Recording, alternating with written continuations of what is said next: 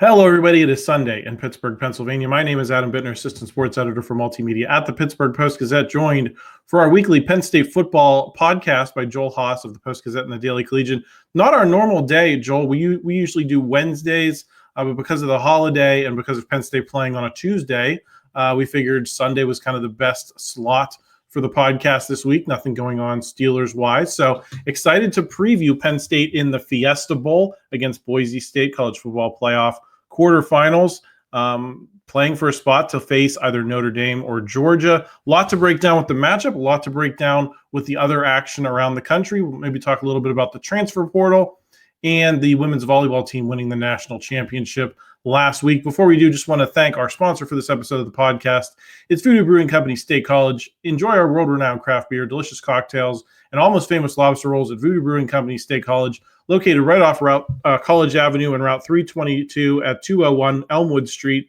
VBC has something exciting going on every day of the week. Join us this fall on Mondays for weekly free play cornhole tournaments, or test your knowledge with pub trivia every Tuesday at 6. Wednesday is our game night featuring board games, card games, and adult games. Every Thursday, your boy Dots hosts bingo, but this is not your Nana's bingo. Saturday, we have your Nittany Lions and college football on all day. We finish off Sundays with our weekly brunch paired with Steelers, Eagles, and Red Zone coverage. Can't wait to see you at the VBC State College Pub. Okay, Joel, let's get into it. What's your assessment of this Boise State team Penn State is facing on Tuesday, on New Year's Eve, in Glendale, Arizona, relative to Southern Methodist, the team that they just beat in the first round of the college football playoff last weekend? Would it be accurate to say that Ashton Jeanty is the best player on either one of these teams, but that maybe Boise State might have some slightly bigger weaknesses than SMU had specifically up front? Yeah, I think that's entirely fair to say. I mean, I think, when you bring up Boise State, obviously everyone wants to talk about Ashton Jeanty, and that's for good reason, given what he's been able to do this season, just kind of the success that he's had pretty much every week. And I know he's been battling through some injuries as well. He had, I think it was his elbow that was a little bit messed up the last few weeks, but I heard he's kind of fully back to 100% for this week against Penn State, which I think makes him even scarier, knowing that, he was playing a little bit hurt these last few weeks and is now back to full health. But you look at what he's been able to do, and I would have voted for him to win the Heisman if I had a vote. And obviously he was in the conversation and was a very narrow second place finisher. And obviously, what he's done this season is hard to discount, especially when, you can make the argument about playing against Mountain West defenses, but at the same time, he put up over 200 yards against Oregon, which again, not the greatest defense, but that is the number one team in the country. And so, he's I think really just put the team on his back. And to your point, kind of some of the other areas on Boise State's team, I think there are some weaknesses on both sides of the ball that Penn State should be able to exploit. The biggest thing is, it really comes down to, Ashton Jeanty versus Penn State. And is he going to be able to single-handedly kind of take down Penn State and outscore, that Penn State offense? And I just think, he is the main storyline, and for good reason. And I don't know how far he can take the team, but his performance will go a long way in determining kind of how this game plays out.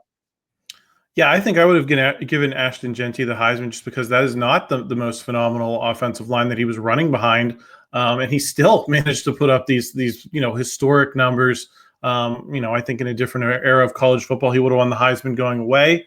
I also think he was unfortunate to live in the time of Shohei Ohtani, because I think that really shaped perceptions of Travis Hunter as this two-way player. I've never really been in love with the baseball to football comparison. I think hitting and pitching are so different compared to playing football on either side of the ball. So no disrespect to Travis Hunter. I just thought Ashton Jeanty was wildly productive, and it will be interesting to see if he can overcome the deficiencies in front of him against a true Power 5 opponent late in the season. I think they got a little lucky to face Oregon early on when you're still kind of trying to find your sea legs a little bit.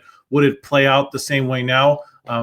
We might never know unless Boise makes it all the way to the championship to play Oregon again. So I think that's going to be a big advantage for Penn State overall. I think Jeanty will get his yards, but can he dominate Penn State the way he's dominated some of these other teams?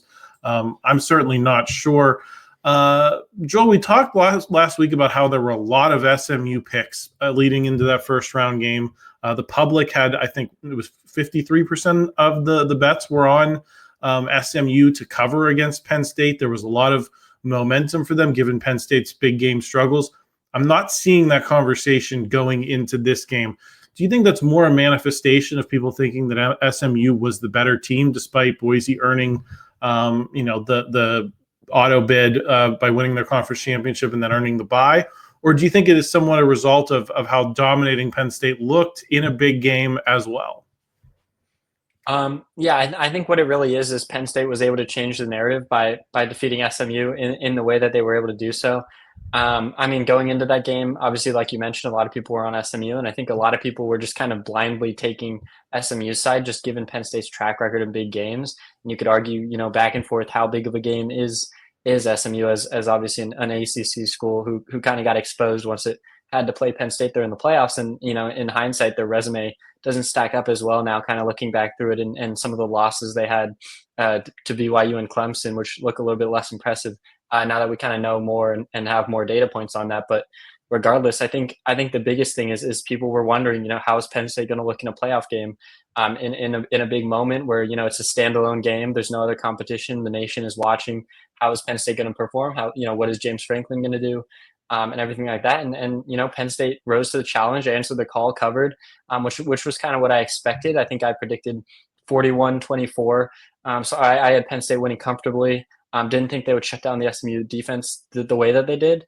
I think the weather kind of played a role in that one. But regardless, I think what Penn State was able to do against SMU, in front of a national audience, I think did a lot of, got Penn State a lot of good faith from kind of those, casual fans who don't necessarily follow the team on a daily basis. Because, if you're not a Penn State fan, the only time you're really watching the Nittany Lions is when they're, in prime time in a big game. And that's usually a loss to Ohio State, if we're being, quite honest. And I think that was one of the first, big games that the casual fan has watched and actually seen Penn State win in. And so I think that went a long way in people's minds of kind of convincing them what's going to happen. I tend to believe we'll get a similar result this week where Penn State should win comfortably. And obviously the spread kind of reflects that as Penn State's a bigger favorite this week than they were in the last game. But I think it all just goes back to Penn State's performance last week. And I wouldn't even say Penn State played its best game. I think you could certainly point to some aspects. The passing game certainly struggled at times. Tyler Warren wasn't very involved.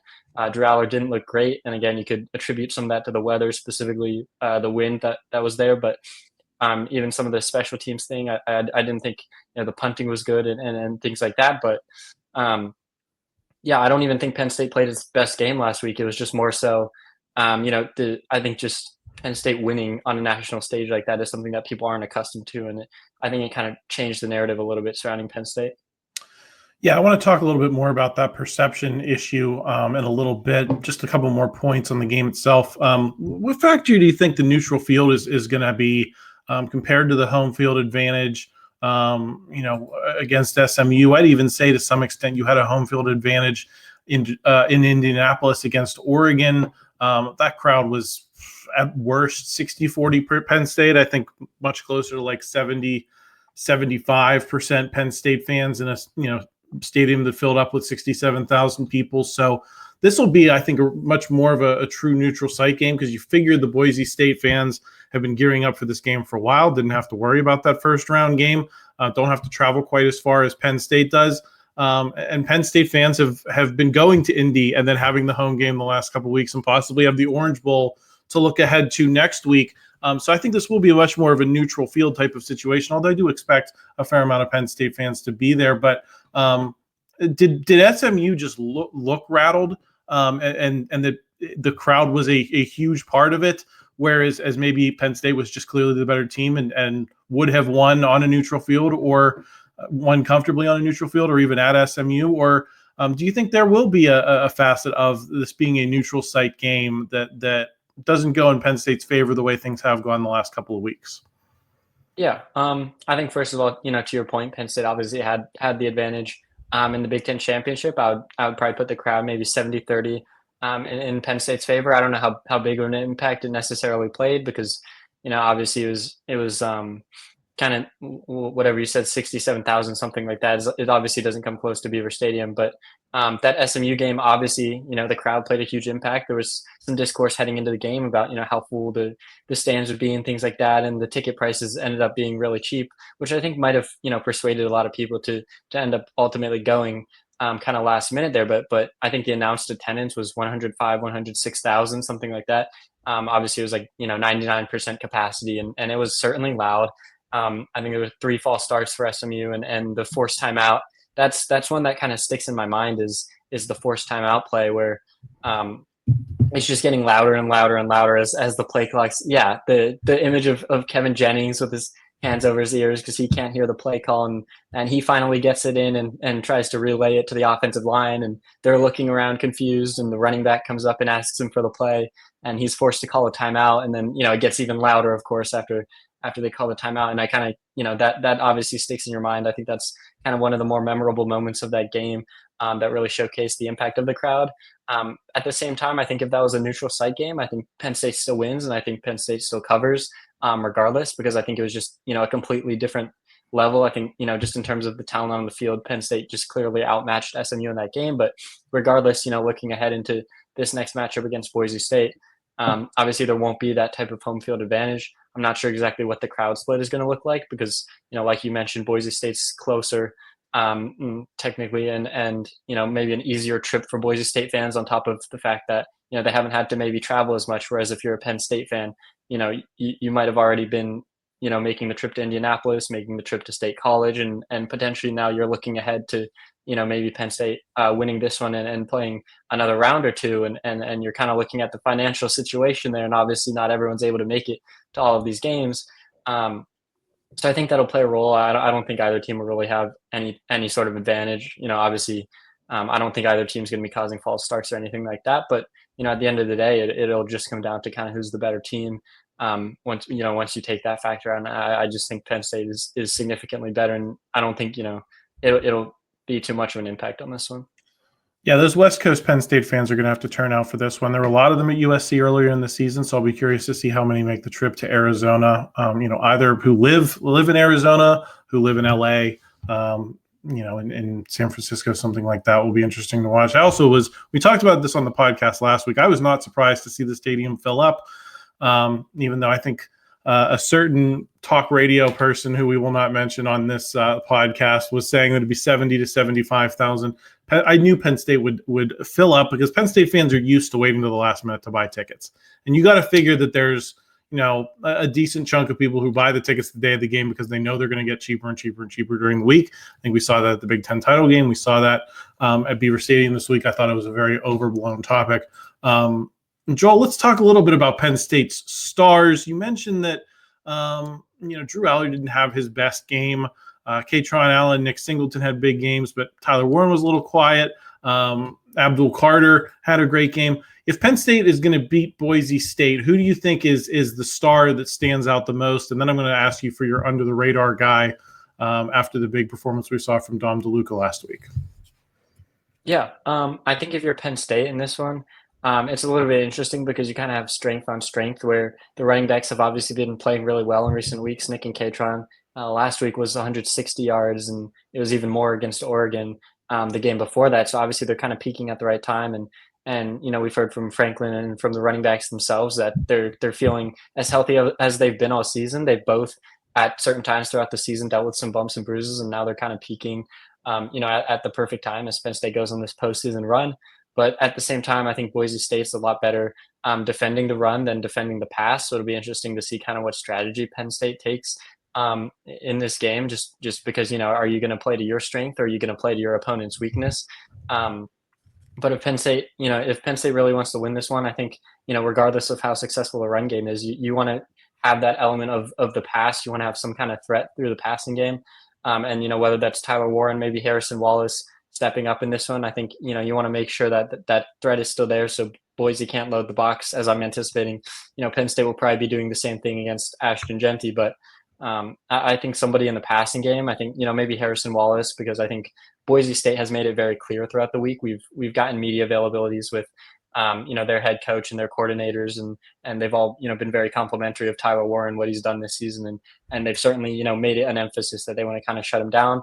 How effective can anyone really be at shutting down Tyler Warren? I don't know. We'll find out. But I think with a lot of the emphasis on him and maybe a lot of the emphasis on the running backs as well, I think it kind of opens the door for a guy like Harrison Wallace to have some success against a secondary that hasn't been great this year. Would you say that Harrison Wallace is kind of the under the radar guy? Because we don't talk about him much on this podcast. He's put up decent numbers this year. He's had some good games, but he hasn't really been that consistent number one. That I think when you're going into a game like this, or any game that Penn State's played for the second half of the schedule, I don't know how many times you've said, well, Trey Wallace has got to have a good game. So is he maybe kind of that hybrid of, an important player, your number one receiver, but also hasn't been a huge piece of your success to this point? Yeah, I think he's had kind of an interesting season. To your point, we haven't really talked about him a lot, and really no one has, because I don't think he's really. I think he had one good game early in the year where he surpassed 100 yards, and then since that moment, it's kind of just been 3 or 4 catches, maybe 40, 50 yards a game, and some games where it dips down to maybe 1 or 2 catches. But I think throughout the season, he's been, the top wide receiver for Penn State. Now you can argue, what that really means to be wide receiver 1 when you don't really have, much in that room right now. But I think just his impact, at moments, obviously we've kind of seen those flashes. We've seen maybe a game or two where he's kind of looked really good and been the topic of discussion. But for the most part, I would say he's been a little bit under the radar this season, and obviously gets overshadowed by Tyler Warren, who has most of the team's receiving production. But I think when the focus is kind of on the other guys, and like we said, there hasn't been a lot of discourse on Harrison Wallace, so maybe that's a guy that Boise State kind of overlooks here, and isn't going to be paying super close attention to. And he's a guy that I think just if you can find some type of mismatch, I wouldn't be surprised if he has a pretty big day, 6 or 7 catches, something like that. Joel, let's go big picture here. We mentioned the perception and how things are changing. I found it very interesting how many national pundits were tweeting some version of the same thing. I'll quote Chris Vanini of The Athletic here, but his sentiment was shared by several other big-name national pundits I saw. He said, Tennessee, Indiana, and SMU were all the correct choices to make the playoff. Ohio State, Notre Dame, and Penn State are all just really good teams. Considering Penn State's perception as an unserious choke artist program nationally, is it strange to you to now see beating SMU, a team that was in the AAC a year ago, treated as this like signal that actually this is a good program and a good team? Because in my mind, if Penn State, if this was a 4-team format and Penn State, let's say, gets ranked 5th, Notre Dame's 4th, Penn State doesn't make it. Penn State plays this exact game against SMU in like the Cotton Bowl or something. Penn State doesn't get an ounce of credit for beating this team the way that it did. But because it was in this college football playoff, now Penn State's a really good team. Is it just a signal of how, how the 12-team format is going to change perception? Or if Penn State wins this week and they lose to a Notre Dame or a Georgia in the Orange Bowl, are we going to be right back here having the same conversations? And are we just going to look back at this little interregnum here between the end of the regular season and these first 2 college football playoff wins as kind of like a little bit of a honeymoon that people aren't really going to remember? Yeah, it's hilarious how quickly the narrative changes. And obviously, Penn State did look dominant in that first round, and we touched on it a little bit earlier that a lot of people, that's one of the few games they're going to watch of Penn State this season, possibly the first time they've seen Penn State. But to your point, if that had just been, a New Year's Six bowl game in any other year, instead of a playoff game, then obviously they wouldn't be getting that kind of credit. They definitely didn't get that kind of credit when they beat Utah in the Rose Bowl a couple of years ago. People weren't looking at that as some big win. But just because, it has that playoff branding on it, it's all of a sudden a big win for Penn State, which, you'll take that. Like, you'll always take that extra recognition from kind of the national media. But I don't think it, changes what this Penn State team is. Like, the Penn State team that just killed SMU is the same one that, lost to Oregon, lost to Ohio State, and had all those narratives swirling about the inability to win big games. And, you could argue last year's Penn State team was better than this one, or the Penn State team from 2 years ago is better than this one. I think you would have, a pretty valid argument if you wanted to make that case. But it's just that, kind of the circumstances dictated that Penn State kind of got in a situation where it, faced a top 10 team, but maybe an overrated top 10 team that, kind of benefited from playing in the ACC this year and was able to take care of business and do so in a convincing manner. But yeah, I mean, to your point, I think, it definitely benefits Penn State that they were able to get that kind of change that viewpoint a little bit. But, if they do go on to beat Boise State and then lose in, I think, the Orange Bowl against whoever that opponent may be, all of a sudden the same narratives might come back. I would be interested to kind of see the reaction. But regardless, if Penn State wins this, it's another, I guess, I don't know if it would count as a top 10 win because I don't know where Boise ranks. No, they're outside the top 10 nationally. Outside the top 10. Okay, so yeah, I mean. And I looked it up. The Utah was number 8 when Penn State won that Rose Bowl a couple of years ago. I actually tweeted this. I thought this game on paper was the third biggest postseason win of James Franklin's Penn State career. I would put that Rose Bowl number 1 on the list. I think I'd put that 2017 game against Washington at the Fiesta Bowl, the last time Penn State appeared there. I'd put that number 2 because that was a team coming off a college football playoff appearance, a good program out of the Pac-12 at the time. Obviously, they went on to be the national runner-up last season, so that's a good program that Penn State, beat pretty soundly in the Fiesta Bowl. So, like I said, I think it was the third biggest win, and kind of, to build on your point of how good is this Penn State team compared to some past teams. The Sports Reference, you may have heard of Baseball Reference, when talking about baseball, but they do pages on every all sports. They have collegefootballreference.com as well. And they keep what they call the simple rating system for college football, which is kind of an easy comparison of teams through the decades. So how do you compare this team to a team from 1960, even though the style of play, everything about college football is different than 1960?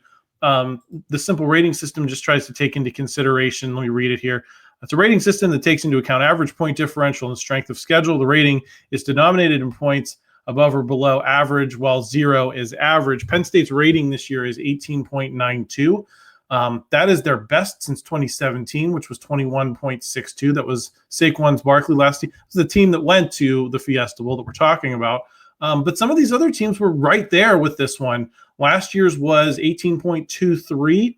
The 2022 team that won the Rose Bowl was 17.56. The 2019 team that won the Cotton Bowl was 17.34. So, it's just if you needed that game last week to understand that Penn State is a top 10 program in the country, I don't know what sport you've been watching most of the time, other than, I guess, just watching the same 5 programs every week. It truly has astounded me the way some people are talking about this program. That's not to say the program doesn't have failings, that it's falling short of where people want it to go, and having been in the Final Four, winning national championships, that type of thing.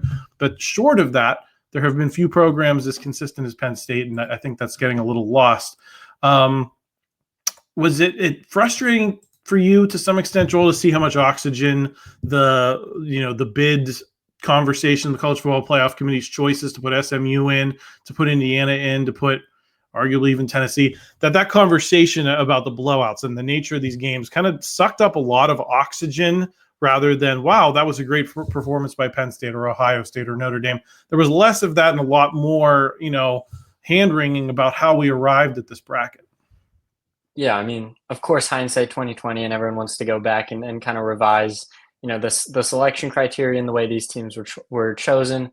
I think it's stupid. I think, when the initial bracket was announced, I said, I think, these are the correct teams. These are the 12 best teams that we could get into the field. And I still stand by that regardless of the results. Obviously we got some blowouts, but that's just, the nature of sports. That's just the thing that's going to happen. That happens, in every sport, professional or college. You get blowouts in the postseason, you get blowouts in the Super Bowl, you get blowouts in the World Series, whatever it is.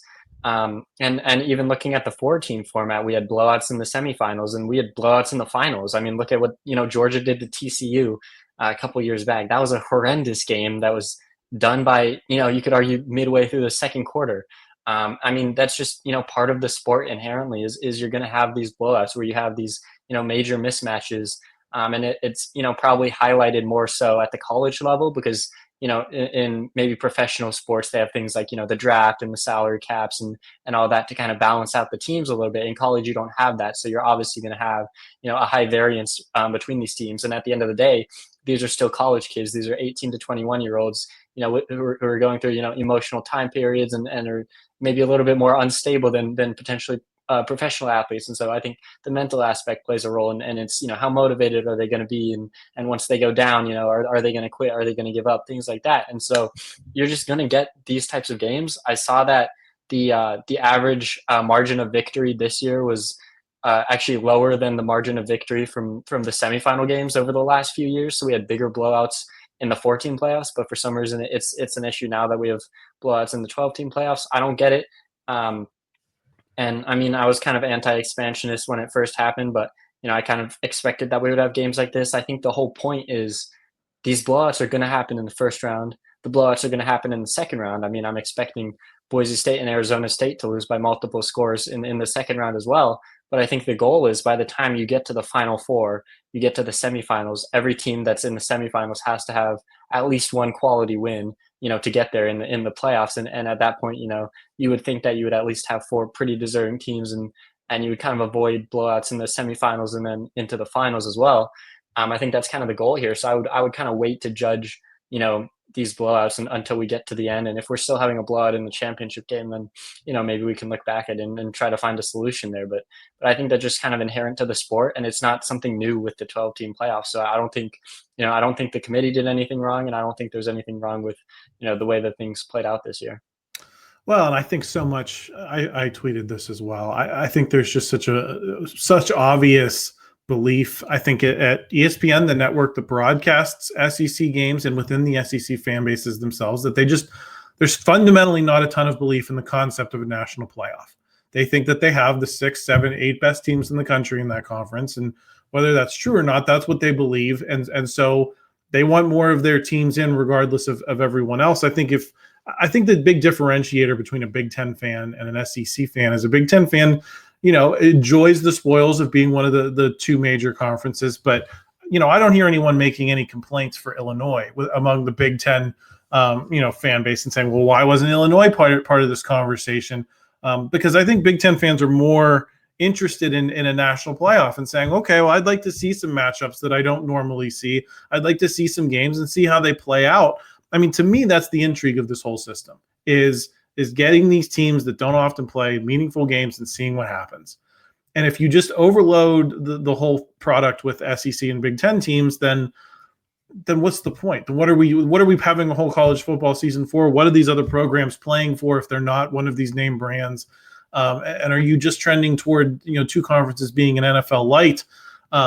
I think Big Ten fans, by and large, would prefer not to see college football go in that direction as more purists than maybe these SEC fans who, live on message boards and read the recruiting rankings. And I've noticed that it's always these recruiting guys who want to think that they've got the biggest brains on planet Earth because they've watched a couple of guys play 7-on-7s in the summer. Oh, that guy's good. So they made their recruiting rankings, and they therefore think we should just rank the field based that way because that makes them look smart because, well, I showed up at the 7-on-7 in Eugene, Oregon or whatever. I'm so done listening to these recruiting guys as if they're like somewhere far and above. And I put the gamblers in the same category, Joel, of like, well, they'd be favored. Alabama would be favored on a neutral field.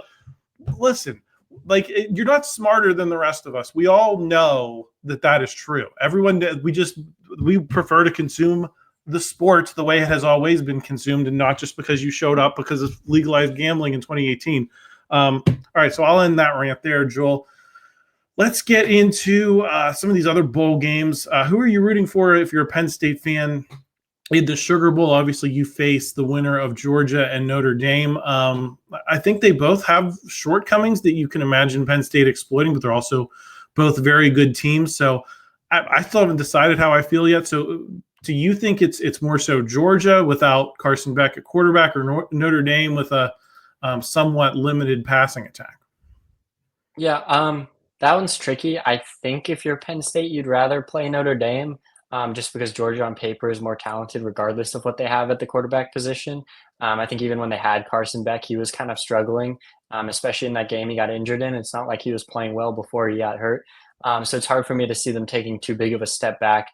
regardless of the situation that they have at quarterback. And in terms of the defense specifically, I think it's still an extremely talented unit that could cause problems. I think if you're Penn State, it's hard to see how Penn State really gets much movement offensively against the Georgia defense. Obviously, you would probably rely on guys like Tyler Warren and your running backs as well, who should be able to move the ball somewhat. And Georgia's been susceptible at times this season against specific teams, whether it was Alabama or some of the other Ole Miss, I think it was. So it's a gettable defense, but I think when Georgia plays to its ceiling, it's a much better team than Notre Dame, which is it's kind of an interesting situation where Georgia's ceiling is higher than Notre Dame, and if they play at that ceiling, then obviously they're the better team, and Penn State would be more scared to play that team. But I think Notre Dame is a team that might have less talent on paper, but is playing to its ceiling right now, and has been pretty much since the loss to NIU.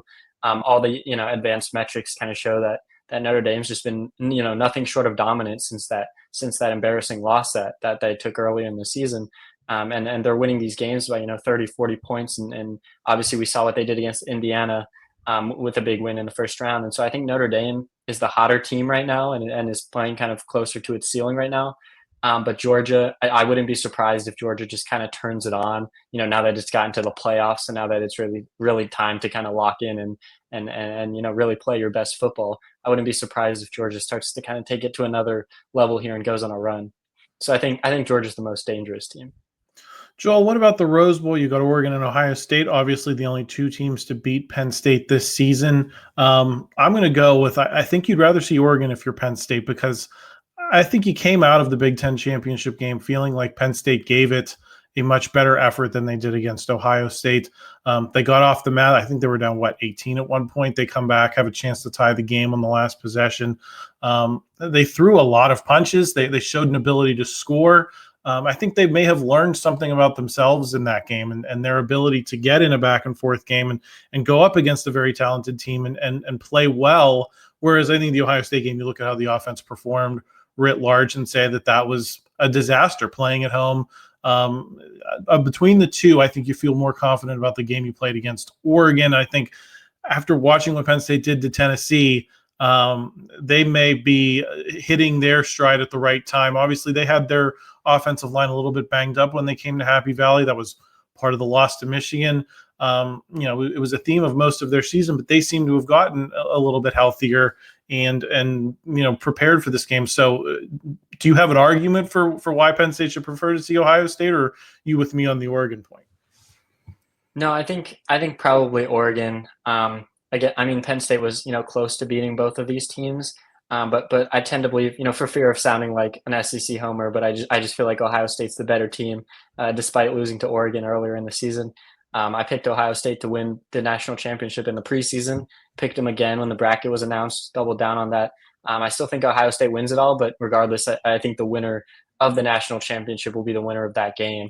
If you're Penn State, obviously both are a tough challenge. They're both teams that you've seen and that you've faced so far this season. But even on top of, just my belief of Ohio State being the better team, on top of that, I think there's just the mental aspect to it where, every time Penn State goes against Ohio State, it's however many now, 7 straight losses. And I think 9 of the last 10 or 10 of the last 11 maybe. And I think there's just the mental part of it where, if you're Penn State, you're kind of scared to play Ohio State at this point. I think Penn State seems to get in its own way every time that happens. And you look at the Oregon game, that was also a loss for Penn State, but there was a much different feel after that game where it was, okay, we got off to a really bad start, made some dumb mistakes with penalties, interceptions, whatever, but then battled back, looked really well, moved the ball really well, especially on the ground, and almost ended up pulling that one off and kind of, stealing a win away. At the very end. So I think you started getting stops too in that game, Joel. It wasn't right. just the offense either. I think we look at it, they fell behind early. They gave up, they were on skates for that, a good chunk of that first half. But from that point forward, that defense got stops and looks more like the defense we expected it to be in that game. Yeah, I think that's exactly right. And I think it's just a confidence thing. I think if you're Penn State, you feel, really good about how you performed specifically in that second half against Oregon. And you kind of like your chances if you are able to get a rematch. Joel, quickly, some portal talk. PSU picked up a commitment from Troy's Devonte Ross. So that's two new receivers in the room now with the addition of Kyron Hudson from USC. Is this a clear recognition on James Franklin's part that this is the shortcoming of this program right now? Is that they don't have a dynamic passing game? They have like Tyler Warren now, but beyond that, it's unclear, how you're going to be able to have a competitive passing game without changing things up. Is that why what we're seeing with them emphasizing this so much? For a program that has not loved to dig into the portal the way others do. Yeah, you said it. Penn State, is typically pretty hesitant to go into the portal. They like to, recruit the guys and then develop them. They don't like to go, kind of shopping in the transfer portal if they can avoid it. And on top of that, they're still in the middle of a playoff push. They have, national championship aspirations that they're still hunting for right now, and they're kind of making the time to go out and get some of these guys in the portal, which I think tells you, that they're very invested in kind of the future of that room and what they like. Obviously, you mentioned they already picked up one from Hudson, and then to pick up the second one from Ross. I think they're both, good pickups that could be big contributors for this team as soon as next season. And obviously 2 of the 3 transfer pickups now for Penn State come at wide receiver, which obviously shows the emphasis that they have in the position. And specifically, to Ross, he had over 1,000 yards last season, and obviously that's with Troy. So, make of it what you will. But I saw a lot of people pointing out on Twitter that he had, I think it was 200 yards and 3 touchdowns against Iowa this year, which is obviously, not only a Big Ten team, but one of the better Big Ten defenses in the country. And, for him to put on a performance like that, I think really speaks to his ability. And I don't think you can say that, he's just feeding off kind of weaker opponents. I think, he's proven that he has the ability to perform against Big Ten competition, which I think goes a big way for Penn State. Now, it's always kind of hit or miss when you bring in a transfer, and we've seen Penn State miss more often than it hits, especially on these wide receiver guys. But that's, one of those pickups that if it hits, it looks really good if you're Penn State. And I have to think that, he didn't cost a ton in terms of NIL and things like that. I don't think, he was a guy that, really broke the bank for Penn State, coming from Troy and maybe a little bit under the radar to some of the other teams. So I think it's a good pickup for Penn State. That said, I have absolutely no idea if it'll, work out or not. But yeah, I think for Penn State, you just got to find a safety blanket for Drew Allar the way Tyler Warren has been for much of the season. I don't think these guys need to be, number 1 overall draft picks or anything of that caliber. You don't need Emeka Egbuka or a Jeremiah Smith, anything like that. You just need some guys who can be there for Drew Allar when plays break down, who can, find space, even when it's not drawn up. Just some guys who got a little better feel for the game than what they have in that room currently. Joel, have you been shocked to see the sentimentality for the Beaver Stadium press box? I've seen 8 or 10 different videos of people going up there, and there's some sadness about it that I was, a little surprised by. I've always thought that, it was built at the same time as probably, East Halls was, and East Halls has been long renovated. It's just, clearly that erector set, baby boom, they kind of threw that kind of stuff up quickly. I didn't think that there was anything particularly special about it, but it's holding kind of an emotional thing for people to kind of see Beaver Stadium transform. Do you think that's people are don't want to see like an NFL style type of venue, and that's part of it, that they like the ruggedness of old Beaver Stadium, and this is kind of symbolic of that? I'm not entirely sure, to be honest. I think if people are sad to see that the press box is being taken down, it's probably fans who have never actually been inside the press box. Just speaking as someone who's in there every home game, it's not a great experience, and compared to some of the road venues, it definitely lacks behind a lot of the other schools. There's a mysterious bump as you're walking kind of through it that I keep tripping on every single home game.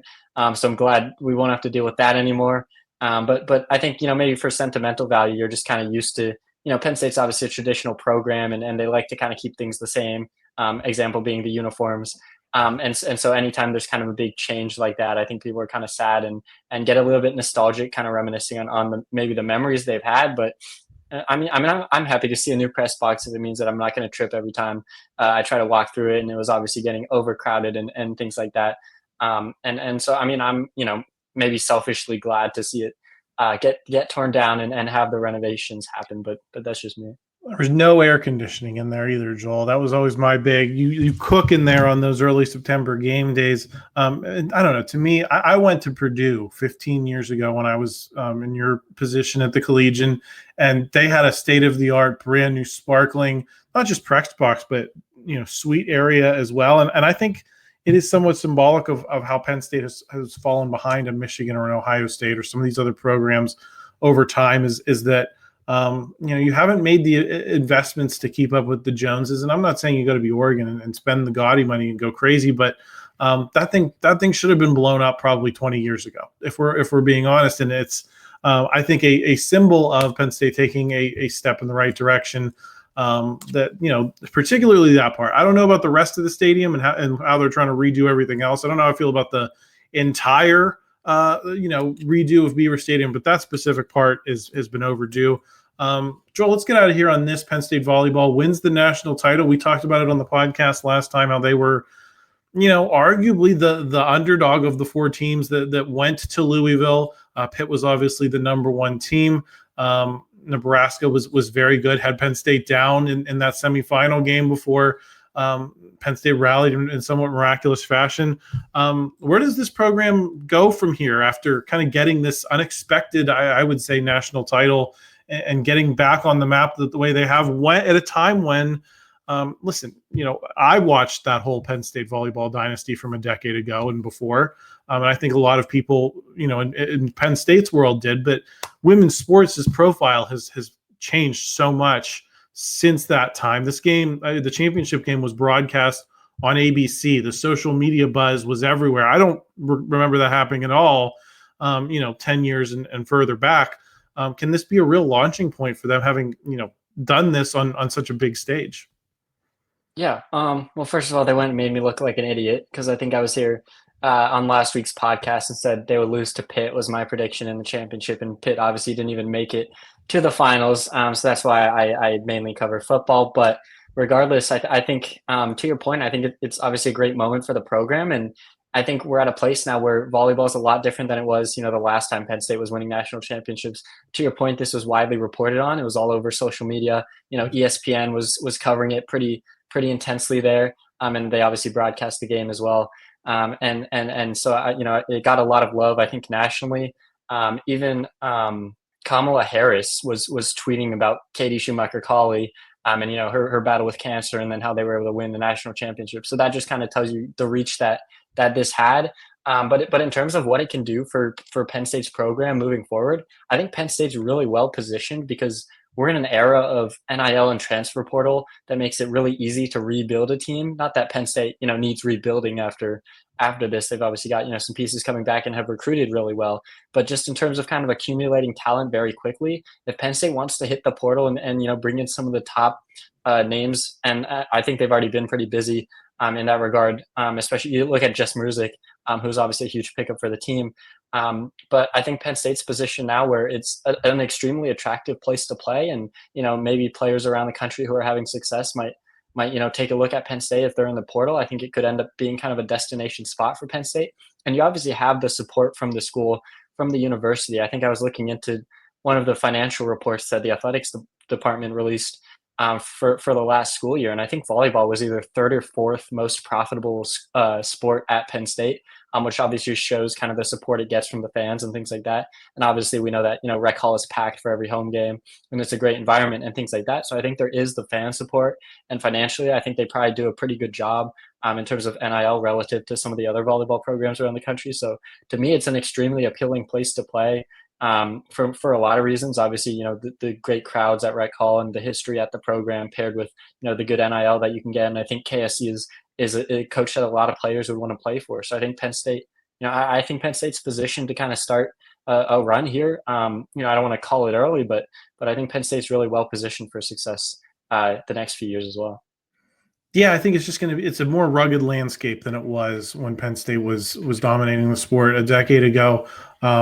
There's more programs. I think Pitt's a good example of a program that was completely off the radar of anyone in Pittsburgh, but they sold out 12,000 seats at the Peterson Event Center for the match against Penn State earlier in the season. So I think it's reflective of, yes, Penn State can get back to that mountaintop and still has that upside, but it's going to be hard to be dynastic the way that they were. So I think it's going to be exciting to watch that all unfold. Joel, thanks for stopping by. Safe travels to Arizona for the bowl game. Everyone else, we have a lot more coming your way this week, kind of a mini bye for the Steelers leading into this Bengals game next Sunday. So make sure you're subscribed. We got a lot more coming your way. North Shore Drive with Christopher Carter, Paul Zeitz live, and Chip Tam with football. Brian Becca will be out on Tuesday, New Year's Eve, right before Penn State versus Boise State. So please subscribe if you enjoyed this video. Please pop a like on it. Help us out in the YouTube algorithm. We always appreciate that. And Joel will be talking to you after the Fiesta Bowl here on the channel. So stay tuned for that. Take care, everyone.